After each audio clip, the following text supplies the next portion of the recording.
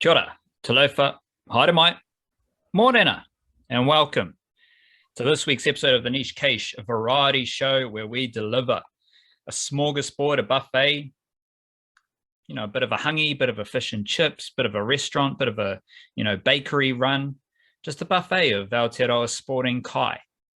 We've got a few different topics, a few different ideas that we like to present on the variety show. And these come to you after we have recorded a big Patreon podcast for the Patreon whānau. So Patreon is the best way to support the Niche Cache and our podcast and our content. Join the Patreon whānau, patreon.com/EL Niche Cache, L Niche Cache.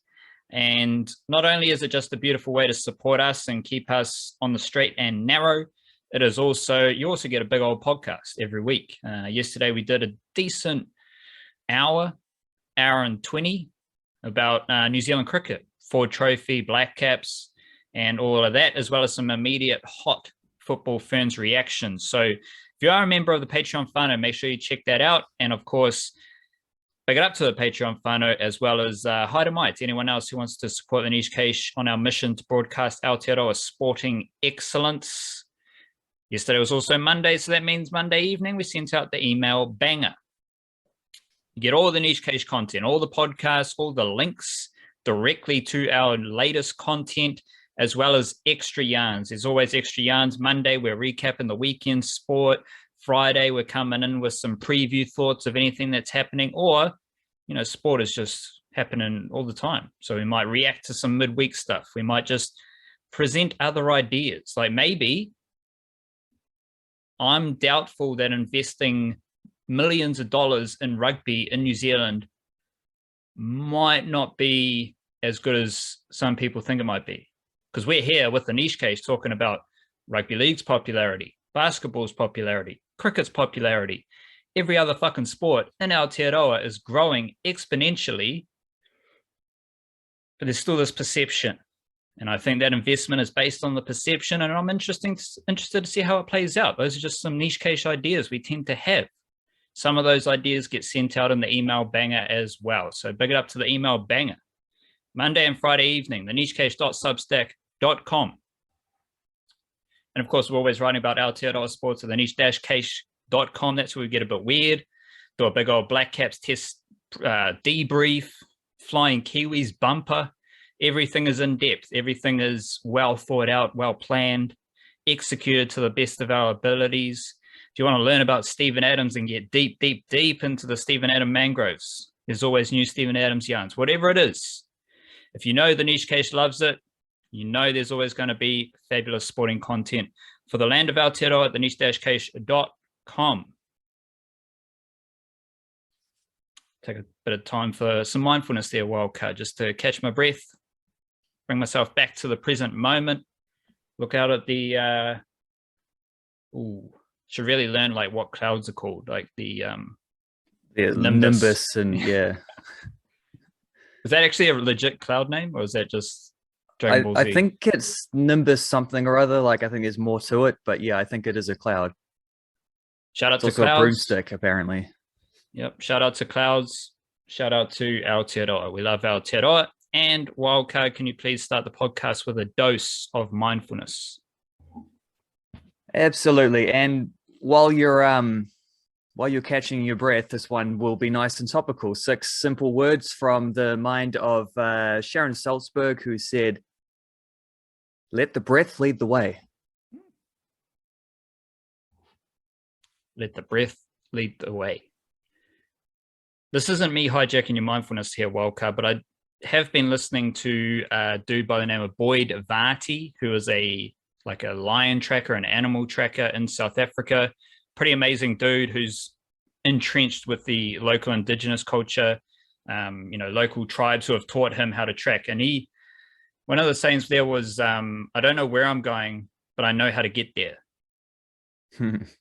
And the reason I bring that up is because if you let your breath lead the way, it's a similar thing where all you're doing is like focusing on your breath and everything presents itself. Your next steps, like what you need to do in that moment. And I don't know where I'm going, but I know how to get there is the same thing, because you're just like taking steps forward. Maybe you're just following your breath forward on the path, You don't know where that path leads, but you know that path is going to lead you somewhere that you need to be. Yeah, and it's a respect for the journey as well, isn't it? Because it's saying that if the journey is right, the destination will be right, rather than focus on the destination and then trying to like reverse engineer your way to get there. Yeah, letting the breath lead the way is just, I suppose, keeping it natural like that, isn't it? It's the same thing, and that makes her like someone who tracks wildlife and South African wilderness also suits in nicely to a natural theme as well, doesn't it? So I like that. That's not hijacking at all. That is accentuating. And tracking wildlife in a sense of trying to connect with that wildlife as opposed to killing that wildlife. Yeah, murdering it and selling its body. And like the whole process is in tune with nature, and that's a big idea. Beautiful idea. Kia kaha. And breathing is the most natural thing that we do. Some would say. Probably the most important thing as well. Yeah, well, it's up there. Let's crack into some sport, Wildcard. I don't know what you're going to do here. Sometimes it's a take, sometimes it's a poem. All I know is that you said Craig McMillan. So whatever you're going to do it. Yeah. This is, I started off by trying to turn this into a poem. And I wasn't quite sure how to do it. So I'm just going to call it a Craig McMillan impersonation. Having listened to a lot of Craig McMillan commentary, and I'll also say this might sound like I'm making fun of them. I'm not. I think it's important that the commentators have like distinctive aspects to what they do. I actually think that's a really cool, like relatable thing. Anyway, from listening to a lot of Craig McMillan over the last couple weeks in particular, I've chuck out a couple of these things. First of all, and I can't do the voice, I'm just going to quote the words, but first of all, what a shot that is. Hear that one about roughly 30 times a game. Second one, Tom Blundell, as in Simon Dool. I'm not sure where that comes from because he's the only one who says it, but Tom Blundell, he's up there. Next one is the old sharp and take a breath through the teeth in the middle of a sentence. Always very good at that. And then finally, the one that does slightly annoy me is the old, and he's not alone here, but he does it a lot. That's gone straight up. Anytime a ball goes like above 10 meters in the air, it's gone straight up, whether it carries to like over the rope for 6 or caught on the boundary, or whether the bowler takes a caught. As far as I can see it, unless the bowler or the wicket keeper takes the catch, it's not gone straight up. But that's an epidemic amongst all commentators. But shout out to Craig McMillan for keeping it nice and funky.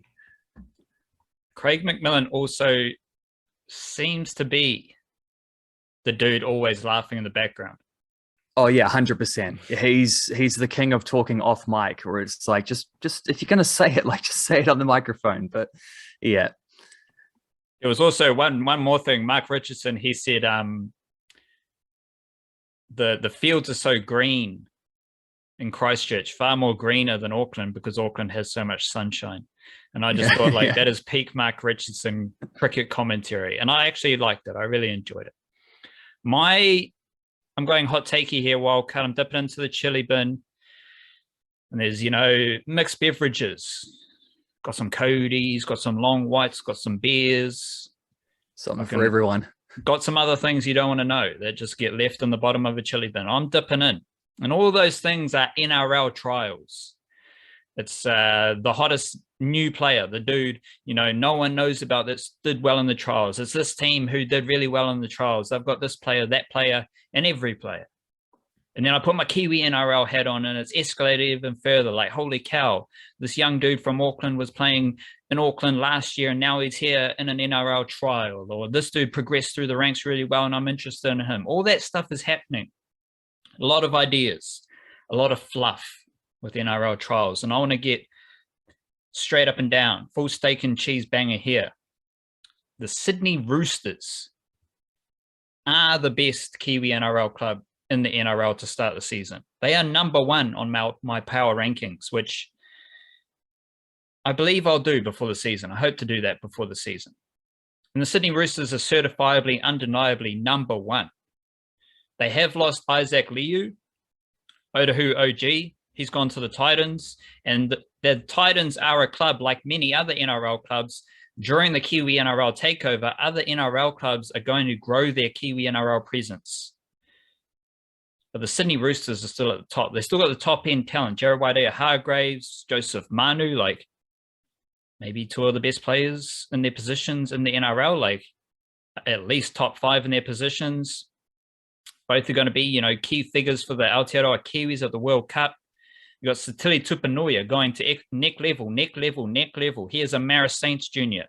Obviously, Joey Manu, Tokoroa, Jared Waidea-Hargreaves, Rotorua. Nofahu White is a really good young forward playing on the edge for the Sydney Roosters in the trial. Might go middle, might go edge. Waitemata Seagulls Jr. Siwa Tokiaho, Otara Scorpions Jr. Still a high-level middle forward. Definitely going to represent Tonga at the World Cup. So they got all this top-end NRL talent. Go deeper, you got the Graham Talfa twins from Mount Albert and Maris Saints. Mount Albert Grammar and Maris Saints as well. A dude by the name of Josh, a.k.a. Siwa Wong, played for the Sydney Roosters in their trial as well. All I can find from him was that he was playing in a Hukula Tonga age group team in Auckland a few years ago. Don't know much else about him, but he's playing there with the Roosters NRL trial squad as well. So there's those random dudes as well. You got the top end talent. You got youngsters. Bailey Bentley Harpay's been in junior squads as well. And there's another dude, Salisi Fakete from Manurewa, Benaya Iowelu. He is from Otara, I believe. He's a hooker. The Roosters have a lot of junior talent. They got random talent like Siwa Wong, and they got the top end talent. And they do a fantastic job of developing that talent and bringing it through to the NRL level where they win games at the NRL level. So big it up to the Sydney Roosters. Forget all the trial fluff. Forget all the hype around other teams, other players. Sydney Roosters are certifiably number 1 on my Kiwi-NRL Power Rankings to start the season, as they were at the end of last season. Like, not much is going to change over summer, let's be honest. Other than like, this season, we were trying so hard. Just so much fitter, so much more powerful, you know, healthier, fit, you know, all that stuff. You and every other team, yeah. Yeah. Let's go statistical here, wildcard. We're both going to do some cricket, some Blackcaps stats here. I'm curious to hear what you are going to deliver for a vitamin statistics. Yeah, how about this? Emphatic though it might have been, the Blackcaps' innings and 274-run victory over South Africa in the first test in Christchurch was just the 5th time ever that the Blackcaps have beaten South Africa in a test match. 46 times they've played, 5 wins, 16 draws, 25 losses. So that's a 1 to 5 win to loss ratio is rather shocking. In fact, the last time that the Blackcaps beat South Africa was all the way back in 2004. This was a test match in Auckland, which I think I went to a day or two of this. I'm not sure, but Chris Martin took 6 for 76 in the first innings, and then big hundies for Scott Styrus and Chris Cairns gave New Zealand a 299-run first innings lead. 5 more wickets for Martin in the second innings, so 11 for the match. That's then set up Michael Papps and Stephen Fleming to get the Blackcaps over the line for a 9-wicket victory. Since then, since 2004, since that win at Eden Park against South Africa, the Blackcaps have gone lost, lost, draw, lost, lost, lost, draw, lost, draw, lost, lost, draw, lost, draw, lost, draw, win. So South Africa were also the last team to win in Aotearoa prior to Bangladesh winning the other week. There was like a 17 or 19 game unbeaten streak in the middle of that as well. And get this, the Blackcaps have never, ever won a series against South Africa, home or away. That 2004 series was a 1-1 draw. They, 1-1 draw with also a draw. It was a 3-test series. And they've lost 6 series in a row since then. There were a couple others in the early 60s, 2 series in the early 60s. Well, I think 1 at home and 1 away, which they drew against South Africa. Other than that, they've only ever lost these series. So 3 draws overall, 3 drawn series overall, 13 series defeats overall. This is the 17th attempt, and a win or a draw in the second test match. And the Blackcaps make history. Be their first ever series victory against South Africa. Yakasha. Before the Matt Henry on, I do want to shout out the Roosters because I forgot about Renouf Atoni, who the Roosters signed from the Bulldogs. I think he's a Porirua Vikings junior from Wellington. So he was recruited by the Bulldogs, now signed by the Roosters. So I do want to shout out him as well. My statistic here, Wildcat, is about Matt Henry because, yeah, Matt Henry exploded in this test. Fantastic test. Great bowling, great batting. But the idea I want to portray is that Matt Henry might have turned some kind of corner where he's just a better bowler right now. And yes, it might be, you could look to any number of reasons as to why Matt Henry took those wickets, whether it's like favorable home conditions or a, South Africa team fresh out of lockup, whatever it is. I want to present that Matt Henry might just be in career best form, which obviously, if we're talking niche case, we're talking, a bit of depth there. We're not just talking, holy shit, Matt Henry took like 50 wickets in a test, so he's in career best form. Like we build it up. We build it up. And this includes Plunkett Shield wildcard. And Matt Henry last summer, old Henners, he took 13 wickets at an average of 21.3, which is pretty handy. This summer, Matt Henry has 21 wickets at an average of 17, which is also pretty handy. And these help form the best period of Matt Henry's first class bowling in Aotearoa, which actually started out really well. First season, 18 wickets at 13. Second season, 19 wickets at 23. Third season, 17 wickets at 27. In the last few seasons, though, Matt Henry has taken his two biggest tallies of wickets in first-class cricket in Aotearoa. 2018-19, he took 25 wickets at an average of 23, and then he had that 21 wickets at 22.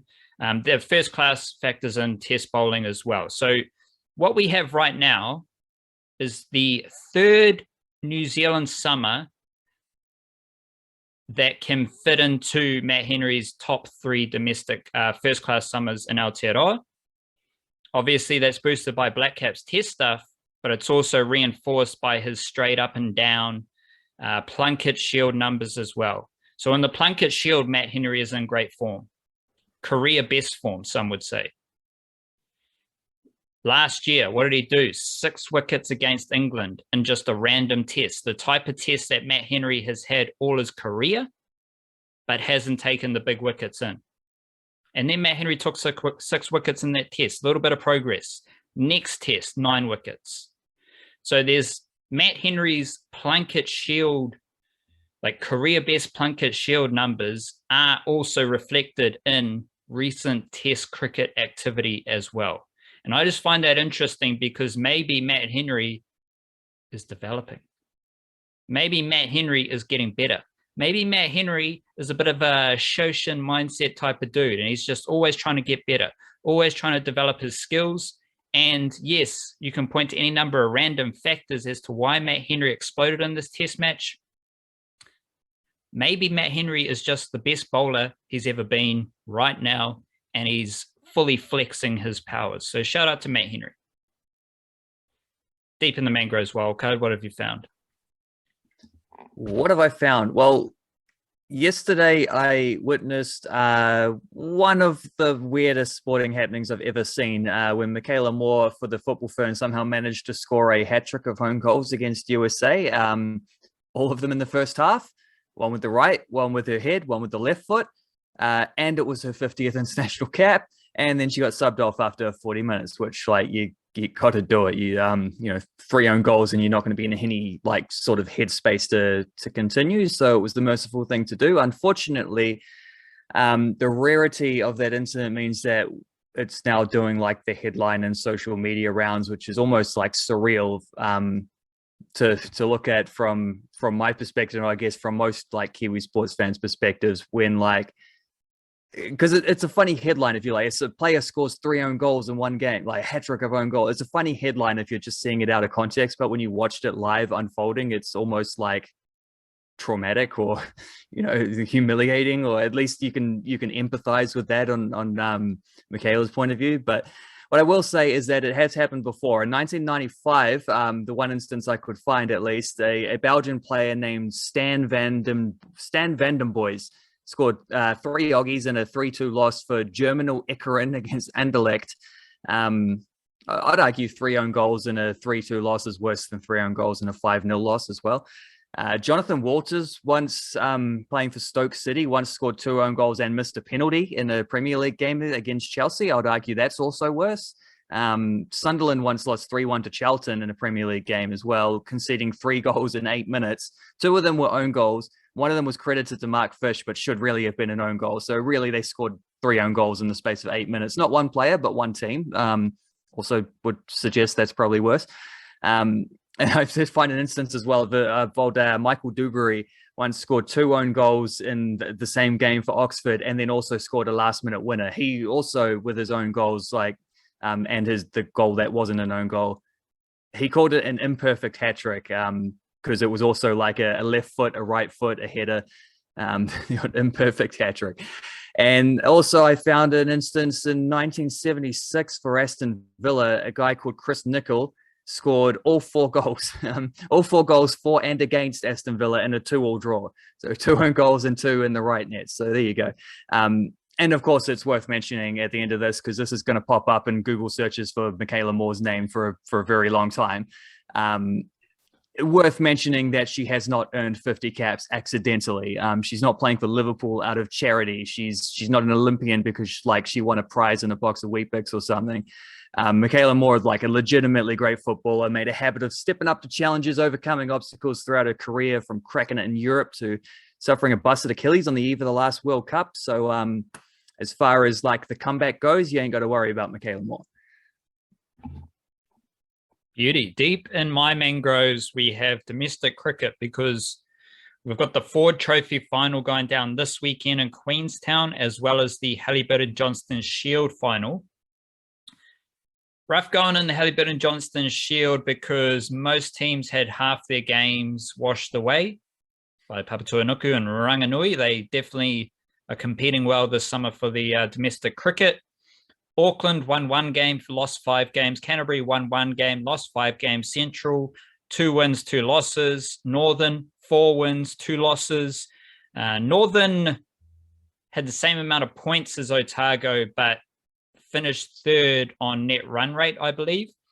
Shout out to Nancy Patel and Kate Anderson, 2 very good young players for Northern to note down their names, which brings us to a Otago versus Wellington final, which is a repeat of the Super Smash. But in the Super Smash, you've got all the White Ferns. Wellington, Amelia Kerr, Sophie Devine, Maddie Green, Jess Kerr, Kinderly Kasprick. Otago, Susie Bates, Katie Martin, Hayley Jensen. And all those players have been instrumental in those teams' success in the Hallyburton Johnston Shield, because they were playing in the first few games. Now they aren't playing. So Maddie Green has the most runs for Wellington. Amelia Kerr, 178 runs at an average of 59. You take those 2 players out of Wellington's batting lineup, what's going to happen? Bowling, Jess Kerr, 2 wickets at 18. Amelia Kerr, 14 wickets at 11.14. Take them out of the bowling lineup. What's going to happen for Wellington? Suddenly now it's Lee Kasprick who has to dominate. The likes of Tamsin Newton, Jess McFadden, these other players have to step up. Otago, they're still going to have Kate Ibrahim, who some would argue might be the best one-day batter in Aotearoa. Others would beg to differ. She's got the most runs for Otago, and she has been averaging over 60 for 3 consecutive one-day summers. And she's still there for Otago, so that's a good one. Susie Bates is out. She's got 218 runs at 43. Hayley Jensen, not doing much with the bat, but she is taking wickets. 6 wickets at an average of 18. So Otago have to find runs. They got Kate Ibrahim, who will help. Fantastic one-day batter. Polly Inglis will be a factor as well. but it's their bowling unit. They've still got that really good bowling unit from the Super Smash. You've still got Eden Carson, Emma Black, Molly Lowe, Sophie Oldershaw, Kate Ibrahim. All those bowlers were instrumental in Otago making it to the final of the Super Smash, and they're going to be key again in the Hallyburton Johnston Shield. And they'll come up against some other young players for Wellington.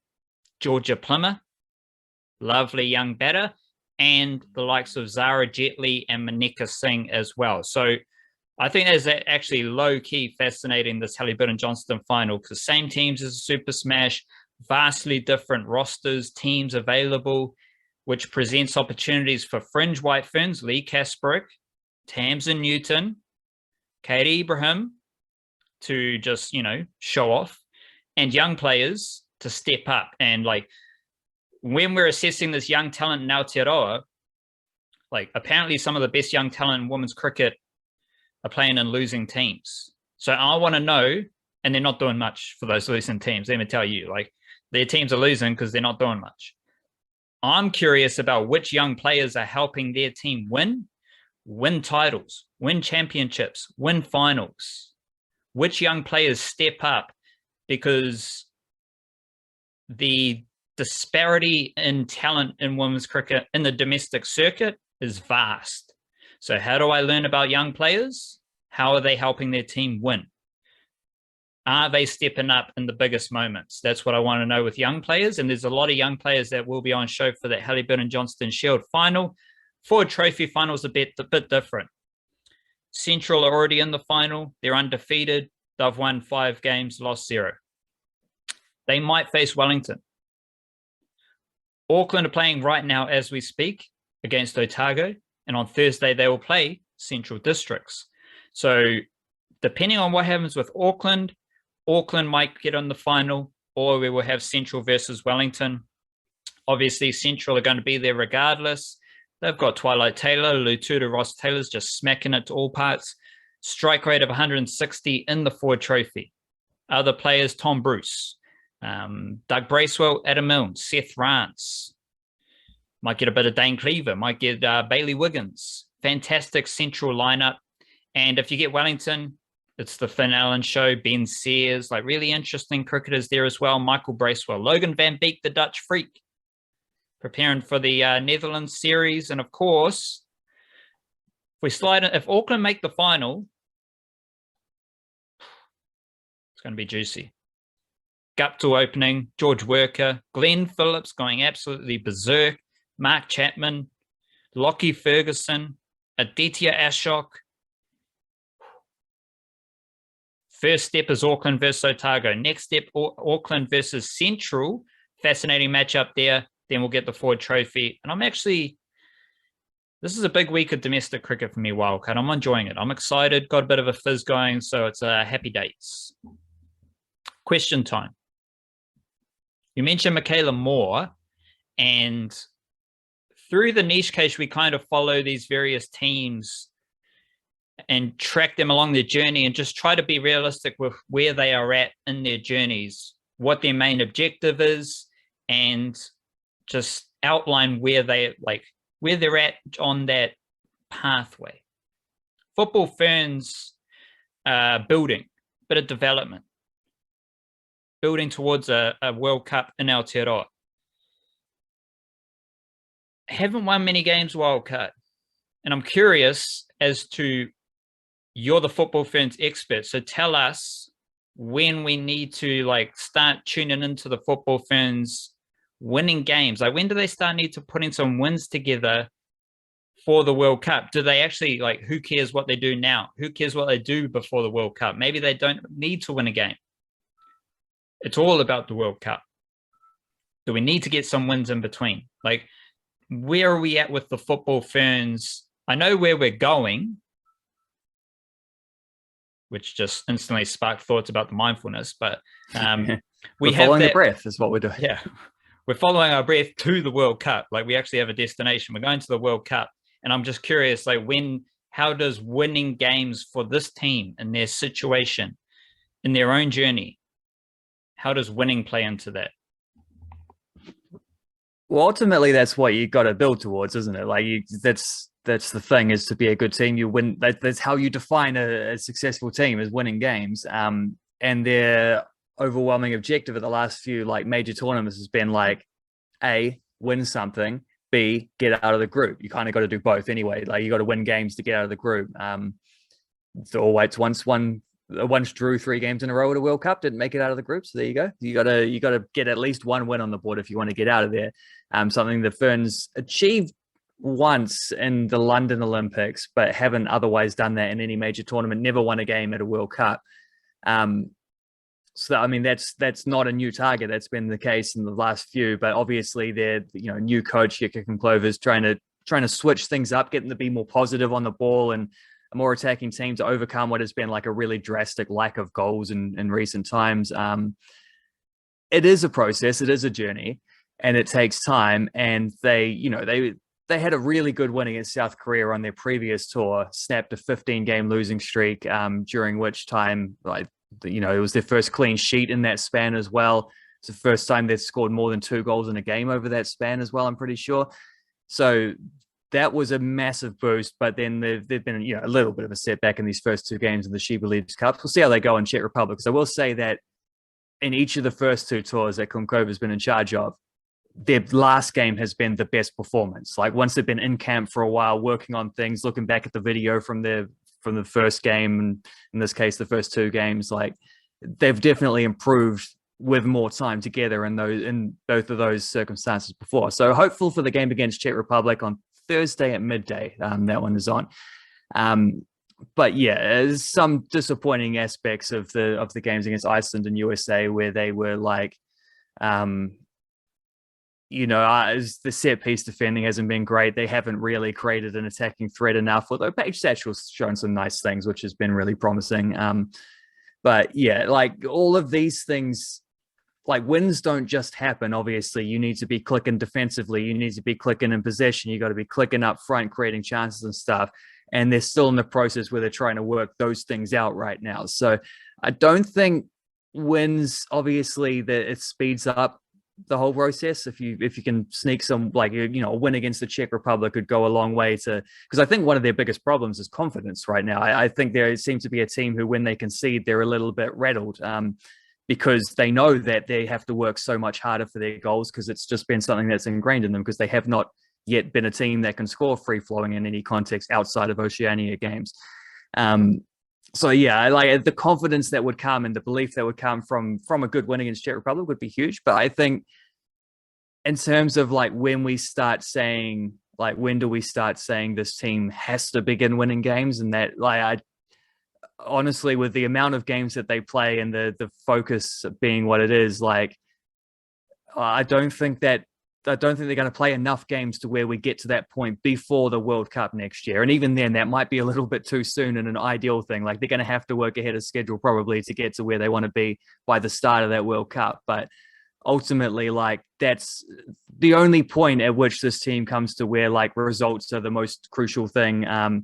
Outside, in fact, they don't have to qualify, do they? Because they're co-hosts. So, the only point where it gets to the stage where like wins are suddenly essential is when you start that World Cup. Like first game of the World Cup, results are important. Up until then, results are a reflection of the journey that they're on to get there. And yeah, trying to turn this team around, trying to get more attacking weaponry out there, and all them things, just trying to be a better football team, which is that's like the name of that journey that we're talking about. And yeah, we shall see.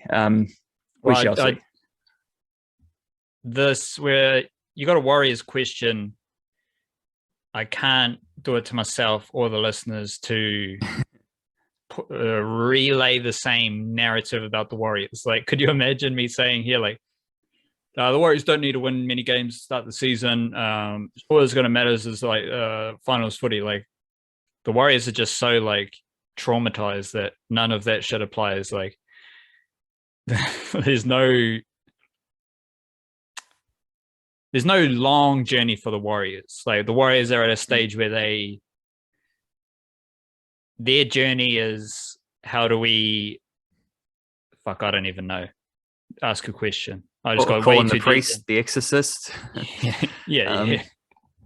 Like that's like that is an interesting note though, because I think that's the thing that those teams have in common in very different ways. Because the Warriors have had some like they've seemed more disrupted or things about like that's not the right word, but I don't know, like the Football Ferns are a cohesive, positive culture within that team, but they lack some confidence on the field. Warriors have had more off-field, like organizational inconsistencies, like second coaches is the obvious one over the years. But there is that, like Jose Mourinho once talked about football heritage, and that seems like that's kind of the psychic damage that lingers when teams just fall into the habit of not winning games, and it's a real thing. It's a thing that follows on. But I will ask you a question about the Warriors. Because big week of NRL trials just been, as you mentioned earlier. I will be honest and say that I tend to tune out of the NRL during the off season. I do that with basically all the sports I don't follow closely in their off seasons. Did watch a little bit of the Dragons game and saw what's his name? Fuimaono bust Hayes Dunster, wasn't it? Bust his leg and put him out for the season, which is not ideal. I believe he's a part of the Kiwi-NRL crew, was he? I saw he was born in Rotorua, but I also saw he came up through the some like Eels youth system, so I don't know. But if you're born, you're eligible, so sweet as. Anyway, point being, I don't pay that much attention to the things, so I need to get you to clue me in on some of these things. And we'll talk like Warriors here, because all I see from the headlines about the Warriors is Reece Walsh, and I can't help but, I can't help but imagine there's a little bit more to the story than that. So I'm just going to ask you, like, what is it that Warriors fans should actually be focusing on leading into the season in 2.5 weeks or something? I think it starts. Everything else. All of it. Everything else except Reece Walsh, because Reece Walsh is like, the lazy idea is to just pay attention to Reece Walsh. So it's kind of like I challenge myself and I challenge the listeners, Warriors fans, rugby league fans, to look beyond Reece Walsh, because he is Australian. So all the Australian media are going to do is hype up Reece Walsh. And Reece Walsh is, he gets that kind of star power status, superstar, some would say, via his highlights. Highlights have never helped the Warriors win. So we're talking about Warriors winning. They have had highlight reel players, and they have had players who bring bums in seats, whether it's the fucking Morton Daly Stadium, whether it's the Whare back in Auckland. Highlights have been present throughout the Warriors, and they've never really helped the Warriors. So we actually need to look past Reece Walsh to learn about the Warriors. Like, whether it's like, how is this team going to perform in 2022? Well, let's look at if the Warriors are playing on the front foot. Let's look at if the Warriors can, kick to the corners, control the game, control the tempo. Let's look to see if the Warriors can actually defend their try line, or can the Warriors attack with their defense and control the game through their defense? Can the Warriors, like, how are they playing? Are they offloading? Are they kicking early? All those things that help you win a game of footy, Reece Walsh is the polish on top. He's the cherry on top of the ice cream.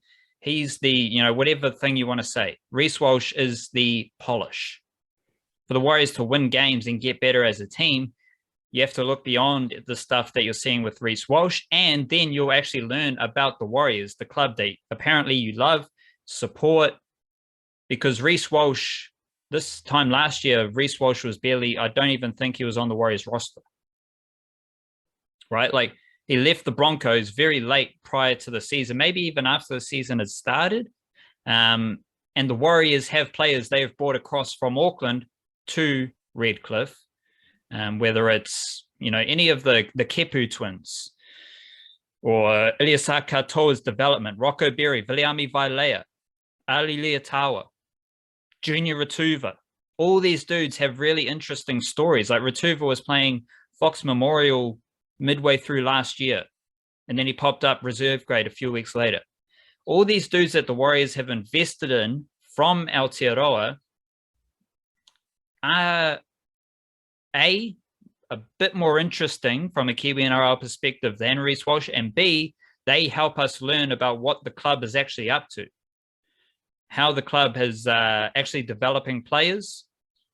And of course, like there's endless other players who are getting, Australian players who are getting an opportunity with the Warriors as well. So you can tie that into, like, if you look beyond Reece Walsh, you might see that Peter O'Sullivan wasn't the be-all and end-all at the Warriors, because there's other players involved. There's other development systems involved.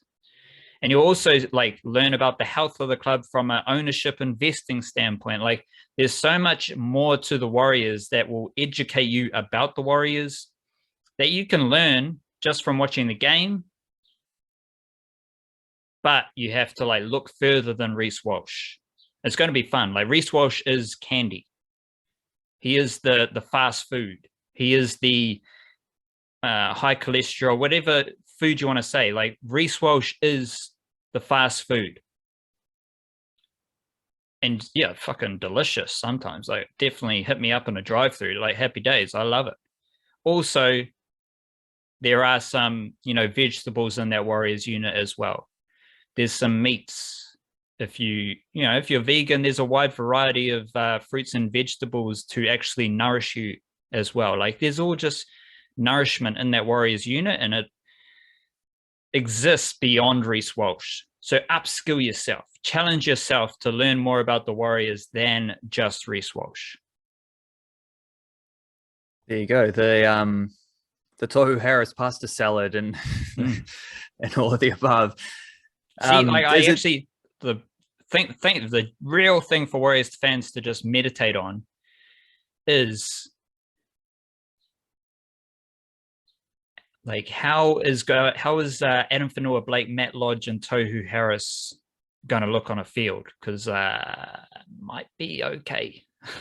It might be okay. Like full capacity there. That's a pretty good unit. Everyone healthy all at once. And is it too soon to have like, sort of caught a vibe on the like upcoming season expectations or anything like that, like top 8 chances, or is it just like impossible to say at this point for the Warriors?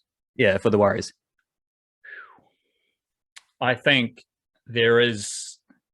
Well, it's always in pursuit of the top 8. Like, yeah, that is the difference between the Football Ferns and the Warriors is that every year the Warriors are on a journey to achieve mediocrity. Or maybe that's the same as the Football Ferns. They're on a journey to like achieve mediocrity, which is winning. Well, the Football Ferns so often. is sort of like if the finals of the World Cup, the Football Ferns basically qualify automatically for World Cups by just beating Cook Islands 13-0 and qualifying and stuff like that. So it's like they go to the finals without having earned it, and there's the issue. The Warriors are very good at, like, every year they finish 10th because they can beat the teams below them. There's always a worse team in the NRL than the Warriors, so that's pretty cool. Never got a wooden spoon. So never got a wooden spoon. Like there's whether it's results or whether it's just off-field drama, there's at least 2 clubs that are worse off than the Warriors every season. So the journey for the Warriors is to crack the top 8. That's what they're chasing every season. Yeah, it's kind of sad, but it's the reality. Like it's the full steak and cheese reality there. There's a chance. Like there's a pretty healthy chance. There's a good forward pack. You can debate the halves combination as much as you want. 2 or 3 of those variations are pretty good. Like whatever combination, Ash Taylor, Shaun Johnston, Cody Nikorima, Shaun Johnston, Chanel Harris-Tavita, Ash Taylor, Chanel Harris-Tavita. Like whatever combination you want to have, they're okay. They're all okay. Like there's a lot of big, powerful bodies there, which is another development to keep an eye on. Mobility. I think they have enough to make the top 8, and that's all that we should really care about. Because the journey is about top 8, and as soon as you take your sights away from the top 8 in the sense of, like, the Warriors are going to finish 3rd, Warriors are going to be top 4, as soon as you take your sights off that top 8 marker, we know from empirical, historical evidence over the last 27 years or so, the Warriors will let you down. So just aim for the top 8 and we'll see how that goes. As a percentage of them making the top 8, I'd say 60%. 60% Better than chance. not. Yeah. There you go. It does feel like the halves combination, like getting a firing halves combo who can like create but also control a game, is probably the like tipping point between that 60% or not, the 60% and the 40%. But as you say, like they've got legit options, and a couple of them are very experienced NRL players as well. It's just a matter of finding the one that works. So see how that goes. But just so on that, controlling the game, you mentioned Benji Marshall on the Patreon podcast. I did. Benji Marshall, fantastic late in his career, simplifying his game, simplifying what he does on a rugby league field. I think Shaun Johnston is well positioned to do the same thing. And that's Shaun Johnston and the Warriors have a parallel there, because if you're hoping for Shaun Johnston to run for 100 meters every game and everything that comes with that as far as razzle dazzle, don't know you're going to get that. But if you get Shaun Johnston executing every kick to the best of his ability and putting others in the right positions and doing his job defensively, I think that is a recipe for Warriors' success. And I think Shaun Johnston is well equipped, mature, clear in who he is, how he fits into the club, how he fits into the team. I think Shaun Johnston is in the best position to do that this season. Which requires him being a different player to what he was the first time he was at the Warriors, or a more evolved player, I should say, than what he was the first time at the Warriors. So I wonder if that'll be a factor that people like completely get mistaken over, because that tends to happen. He already did that at the Sharks. Exactly. So he's going to do that. I think he's going to do it quite nicely at the Warriors. Musical Jam Wildcard. There's a new Vince Staples song, Magic, which is... I like it because it's a bit G-funky. He's got Mustard, which I think is DJ Mustard from the old West Coast slapper musical variety, musical genre, West Coast slappers. Every project and every kind of song that Vince Staples does sounds very different, but it doesn't like lose the essence. Because like the way he's rapping on Magic is quite similar to the last album. Like I think it's just Vince Staples, which I think Kenny Beats produced. It's all similar. Like it's all very kind of clear, slow street talk in a like unique Vince Staples fashion, but the production is so different. And Vince Staples just kind of, throughout his career, he's jumped on different production, different types of music, and succeeded. It's like an athlete. They go to a wide variety of like many different clubs, and they succeed everywhere they go. That's Vince Staples. Kind of like, not Benji Marshall, because he went to the Blues.